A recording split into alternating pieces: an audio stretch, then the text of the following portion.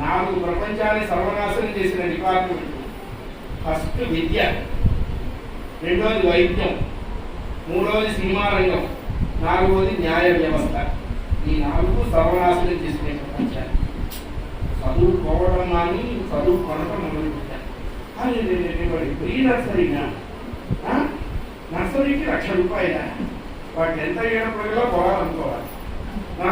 వాళ్ళ నాన్న మురికెత్తినా ఎవరు ఎప్పుడు ఒక్క నయా పైసా తీసుకోలేదు. చూడండి, విద్యా వ్యవస్థ బ్రాహ్మణ చేతిలో ఉన్నంత వరకు బాగుంది.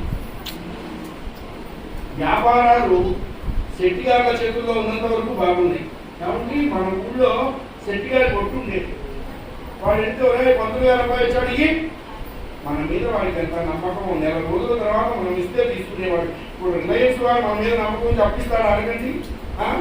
కాకుంటే కానీ వాడు మనల్ని లోపలికి రాలేదు. మనం జీతాన్ని పోగొట్టుకున్నాం, ఇప్పుడు అనుభవిస్తున్నాం. చూడండి, కార్పొరేట్ రంగాలు ఎంత నాశనం చేశాయంటే మళ్ళీ రీబిల్టేషన్కి అవకాశం లేకుండా అసలు ఎంత మంచి తెలుగు నారాయణ దాస్ గారు చెప్తారు.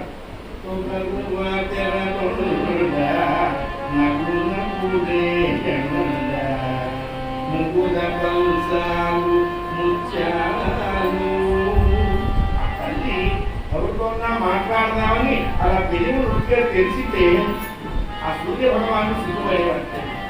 ఎందుకు సిగ్గుపడేవాడు అన్నారు, మా నీ పెరిమేల కాంతి ముందు ఆ ప్రకాశం ఏమంత గొప్పగా లేకపోయింది. ఆవిడ మాట్లాడుతుంటే ముత్యాలు సిగ్గుపడి పక్కకి వెళ్ళిపోయేది. ఎందుకు అన్నారు, ముత్యముల కంటే అద్భుతమైనటువంటి కూర్పుతో ఆవిడ మాట్లాడుతుంటే. ఇంకా విశేషం ఏమిటన్నారు,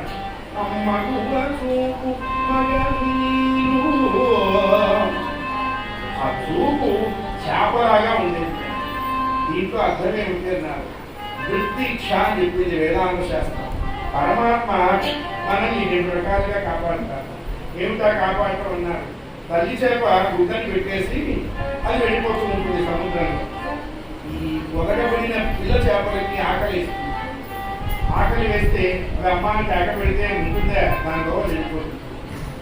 పిల్ల చేపలకి ఆకలి వేసిన సంగతి పిల్ల చేపలను సృష్టించినటువంటి పరమాత్ముడి పొరలోకి వచ్చి ఆయన తల్లి చేప మనస్సులోకి ప్రవేశిస్తారట. ఏమైనా నీ పిల్లలు ఆకలితో ఉన్నాయి, నువ్వు ఇక్కడ నిలబడి వాళ్ళకి పాలు ఇవ్వలేవు, ఫీడ్ చేయలేవు, ఒక్కసారి అలా తిరిగి చూడు అంటారు.